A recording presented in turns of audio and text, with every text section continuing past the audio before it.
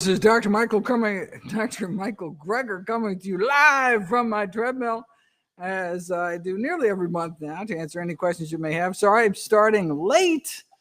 We were having some technical difficulties. But glad I was finally able to get on. My big news, at least in personal life, is moving to Virginia, rural Virginia, out by Dulles and the Shenandoah National Park and Appalachian Trail, and looks beautiful.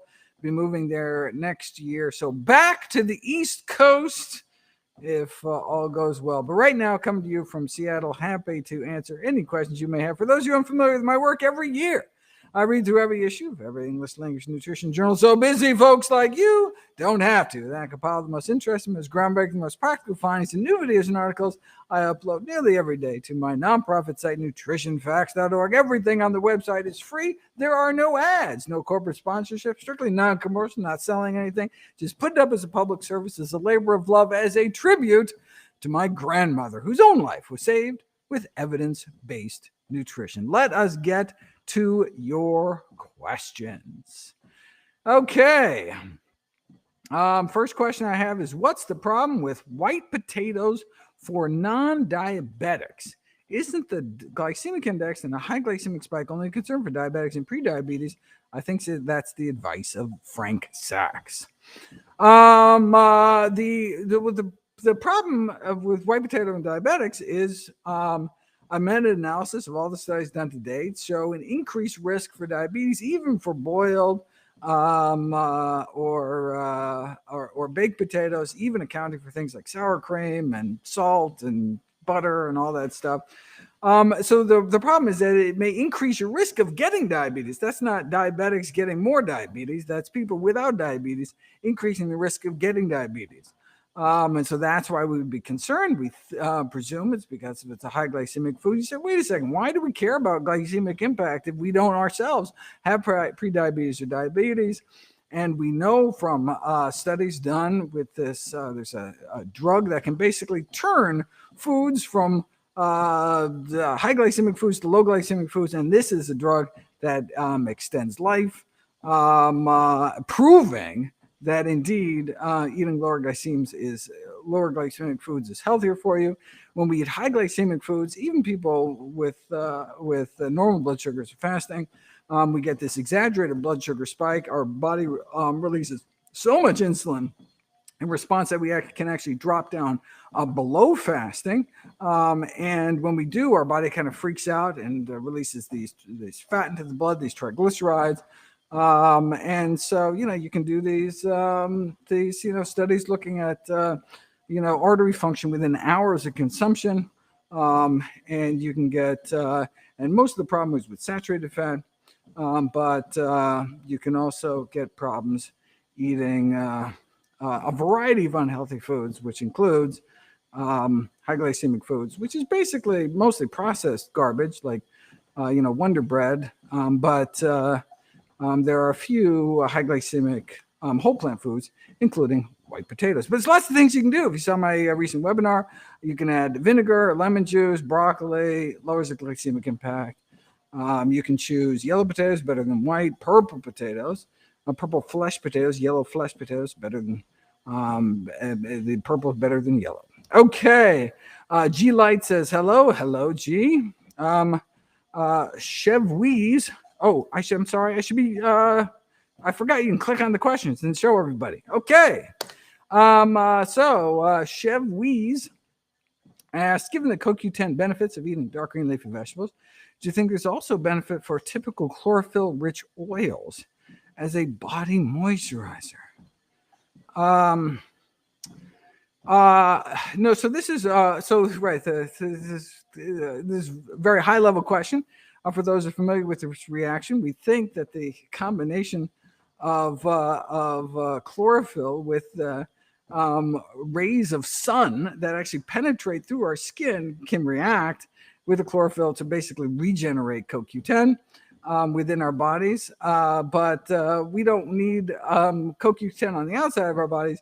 We need it on the inside of the body. So using chlorophyll-rich oils would presumably not help anything. And chlorophyll-rich oils, hemp, avocado, and pumpkin seed oils are not chlorophyll-rich unless they're green, right? Chlorophyll is a green compound thanks to the magnesium.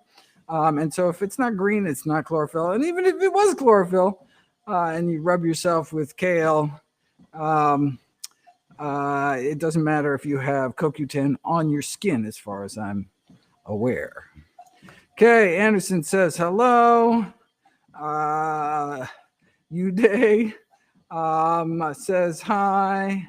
Next on the list, is it bad? This is from Blext Des, smiley face, kind of. Is it bad to eat the same foods every day as long as I'm getting all my nutrients? Well, it depends what kind of same foods. If you're eating a great diversity of foods and you eat that same great diversity every day, fine.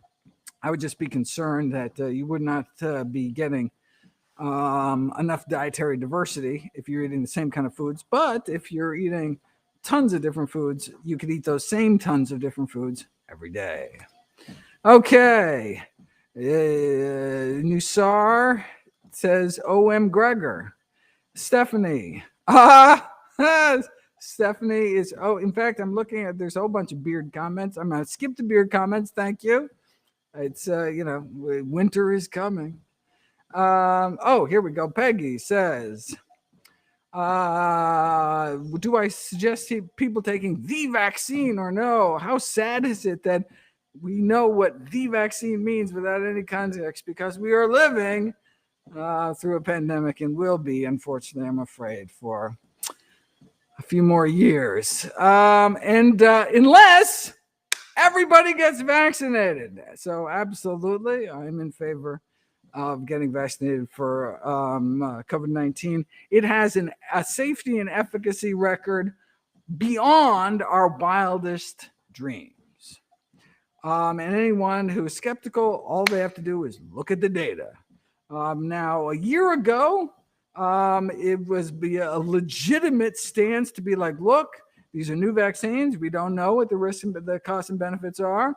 And so, maybe I'm going to hold off until I know more. But, oh, my God, now, it seems like every week in the New England Journal, there's another study, these massive studies showing remarkable benefits, remarkable safety. No longer does anyone have a scientific leg to stand on when they are questioning the efficacy or safety of these vaccines. And so you are on the wrong side of history, I'm afraid, and currently the wrong side of the evidence. And that's just what the science is showing at this point. Okay, lots more hellos. Hello to everybody. There's an acupuncture question.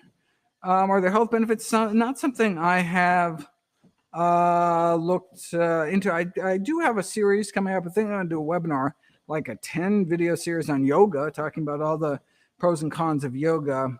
I could do a similar series on acupuncture if there's the interest. So keep asking that question if it's something you're interested in, and that helps guide my choices. There were so many people asking yoga questions. Like, all right, I'll look at the yoga literature, and see to go from there. All right. Next up on the list, Victor. Would sulforaphane be generated if cruciferous vegetables were cut in liquid via blender and smoothie? Absolutely, unless, of course, you cooked it first, because cooking would destroy the myrosinase, which produces the sulforaphane. But raw greens, raw cruciferous in a blender, you could not possibly make more sulforaphane because you couldn't chew that well as the blender does. All right, next up. Are real tattoos, asked Data Assassin. Not henna tattoo safe. Not something I've looked at beyond the kind of hepatitis B concern, kind of bloodborne infection with dirty needles kind of thing. Oh, was there anything? Oh, no, that's piercings. Not something I've looked into. I do have the henna videos for those who are interested in that. That is something I've looked into. Okay, ZJ says, There we go. This is my yes. I'm gonna crop. I'm gonna do my full. I'm gonna go full Amish. All right. Where are we? Um. Okay. A lot of like good luck on your move kind of questions. I'm looking for a question. Oh, it looks like here's one on diabetes. AJ says, can plant-based diet help reverse diabetes in a thin individual? It can if you have type 2 diabetes. The kind of stereotypical thin diabetic, particularly thin young diabetic, is has type 1 diabetes, which is caused by a lack of insulin rather than insulin resistance, for which a diet can help. But someone who is has type 1 diabetes will always have type 1 diabetes unless we find some cool stem cell technology or something to get the pancreas back up and working again. All right. Larry, does reheating foods that have been chilled destroy or reduce the resistant starch? Fantastic question. Something I covered in the recent webinar. So, eating potatoes. So we know that eating potato salad, for example, is healthier than eating, baked potato because the chilling converts some of the starch into a resistant form, resistant to digestion in our small intestine. So it makes it all the way down to our colon, acts as a prebiotic for our good gut flora. And we're talking a 40% drop in glycemic index just chilling. But the question here, great question. And, actually the same question that I had. Well, wait a second. After you chill, can you reheat it? Like, what if I don't want cold potatoes? Right? Can I just chill and then reheat it? I take a baked potato, put it in the fridge, and then take it out and heat it back up again. And it turns out absolutely you can. It doesn't de-resist. The starch becomes resistant. It doesn't become unresistant. So absolutely, you can chill and reheat. Then you can chill again, actually get a little more resistant starch. But you don't need to do multiple waves. But yeah, so eat hot potatoes, but just after they're chilled. I'm glad you brought that up because that's yet another way to decrease glycemic impact of white potatoes. Okay, now the questions are going so fast, I just kind of click randomly. Normally that happens right away, but I was like 6 minutes late. And again, I apologize for that. Do seaweed from pool? Oh, I see. From pools, not the ocean, contain iodine. I was thinking from pools. If you've got seaweed in your pools, you are not cleaning your pool well enough. So I guess like a pond. Are we thinking? That's a good question. I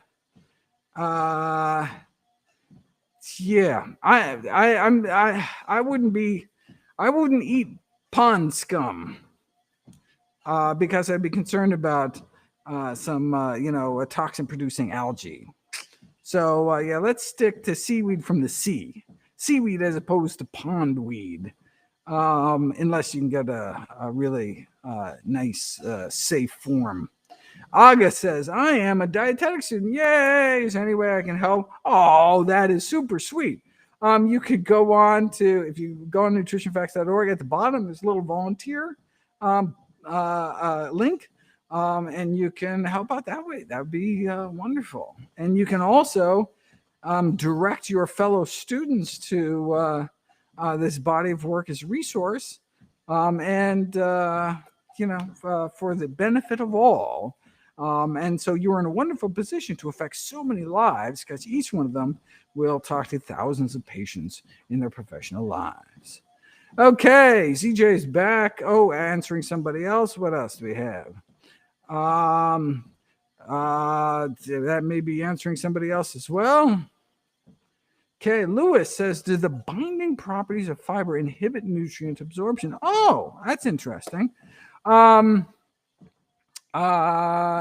So it depends what nutrient we're talking about. Yes, there are some nutrients that are inhibited by fiber. So the same property that allows fiber to kind of glom onto heavy metals and flush them out can also glom onto minerals that are important. But fiber-rich foods tend to be whole foods, unprocessed foods, and so they have so much nutrition that overall you get more nutrition. But yes, indeed, there is some inhibition of nutrient absorption, but sometimes it's nutrients we don't want, like excess calories, excess fat. So, for example, eating a high, if you eat a high fiber diet and then chug some oil, you actually absorb less oil calories when you're eating that fiber because it kind of ferries them through your body. I have a whole fiber chapter where I go into detail in how not to diet. Okay, Lily asks, what diet can I recommend for tummy trimmer? I assume you mean for just losing that visceral fat around your waist.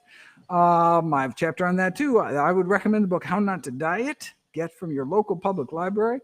It is a book that I wrote specifically for you, for someone who's interested in losing weight, particularly the most dangerous type of fat, not the superficial jiggly fat under your skin, which is relatively metabolically benign, but the visceral fat infiltrating and enveloping your internal organs. That's the dangerous stuff. Increases inflammation, etc. And the reason why people with obesity's lives are cut so short. And so, yep, check out the book. I hope you will enjoy it. Okay. Vegan Games asks, what was your reaction to GojiMan's response video to my SIBO video? I did not watch it, but I did have a volunteer watch it just to make sure that I didn't get anything wrong, and they didn't find, because obviously if I got anything wrong, I'd correct it and be eternally grateful to GojiMan. But evidently there was nothing factually incorrect. And so nothing to correct. If I'm wrong, let me know and I'll look into it. Okay, BLK says, question mark. My BMI is 23. Okay, that's perfect. But waistline, oh, yeah, a couple more inches than half my height. Yes. So should you lose inches in the belly area? Yes. So yes. So BMI is we should use as an indicator of weight status, both BMI plus some sort of measurement of our waist. And so here, waist circumference, trying to make sure it's less than half your height. And so it does sound like you have too much visceral fat, which is not what we like. And so I would indeed encourage you to lose. The good news is that visceral fat is your body knows it's the dangerous fat, so that is the first fat you will lose. Yeah.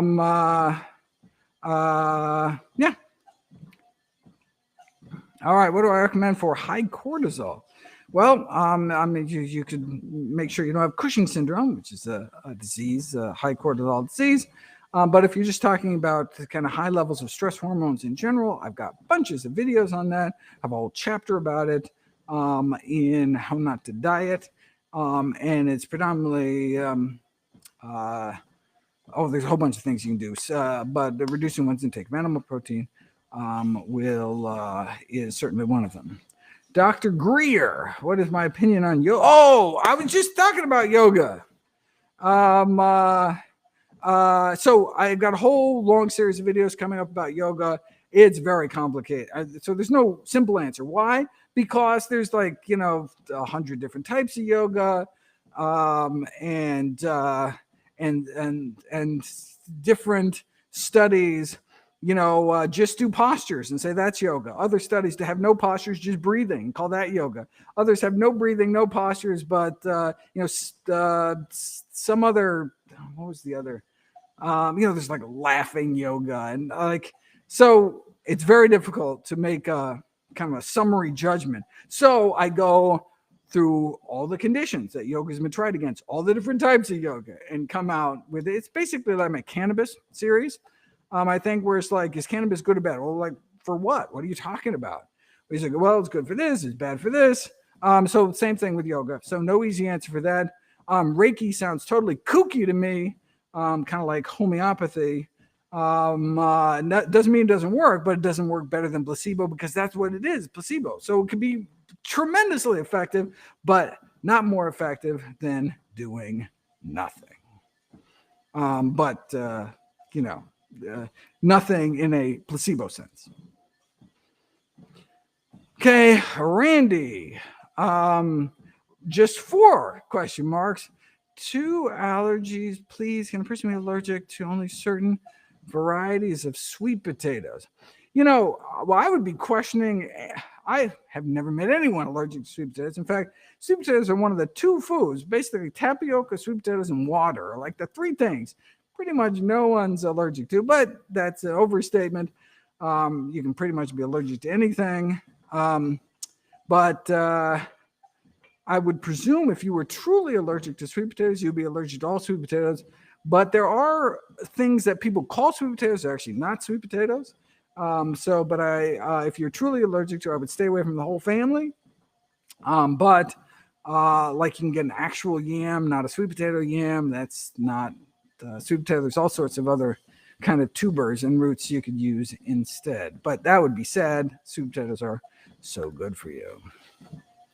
Okay, Omar says, I eat a lot and I'm not losing weight, but eating, healthy plant-based diet. What should I do to reduce that calorie intake for a year until I lose all the extra weight? I have got a book for you, How Not to Diet. I would go to the second half of the book where I talk about my 21 tweaks. So that's for someone, you're already eating a healthy diet. How do you accelerate weight loss? Behind that, I have 21 suggestions for you. And actually, those suggestions are all part of the Daily Dozen app. If you switch over to weight loss mode, it'll give you those list of tweaks as well. Okay.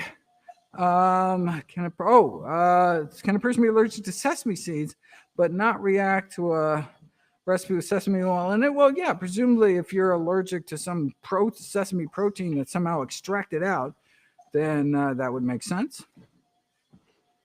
But if you were truly allergic to sesame, I would recommend you stay away from all sesame in all its forms. Thoughts on ingesting hyaluronic acid and collagen supplements? Hyaluronic acid. I don't think I've looked into that. The collagen supplements just seems crazy to me. So collagen. People like to talk about incomplete proteins. There's really only one incomplete protein in the food supply, meaning the only protein that you literally couldn't live off. You die of protein deficiency if that's all you ate, and that's collagen. That's gelatin. That's Jello. It's all the same thing. Critically missing essential amino acid. All plant proteins are complete, have all essential amino acids, but the collagen you want. But people don't even take collagen for that. I haven't seen any data supporting its use, although I haven't done a deep dive. If there's anything out there that you found, there's a good randomized, controlled, double-blind, placebo-controlled trial on the collagen showing a benefit, I'll do a video about it. Okay, Hakuna says, can iodine in the salt degrade to disappear? There's a note of this on my salt bag. Oh, interesting. So iodine is an element that can vaporize, but not the type of added iodine. So like sea salt. So sea salt, they think, that's where there's a lot of iodine. No, just the iodine kind of evaporates away. But the type of iodine that's added to salt, to iodized salt, shouldn't degrade. And it's a reliable source of iodine, but that's not the best source of iodine because you have the sodium with it. Best source of iodine would be sea vegetable. So like 2 sheets of nori every day, just chew on them like snacks. Dark green, you're snacking on dark green leafy vegetables, super healthy. Get all the iodine you need. And unfortunately, I have to run off to my next interview again. Sorry for cutting us 6 minutes short by starting so late. We had password problems. I will make sure that does not happen in the future. Have a wonderful month, everyone. Stay safe, be kind, eat your vegetables, and get vaccinated.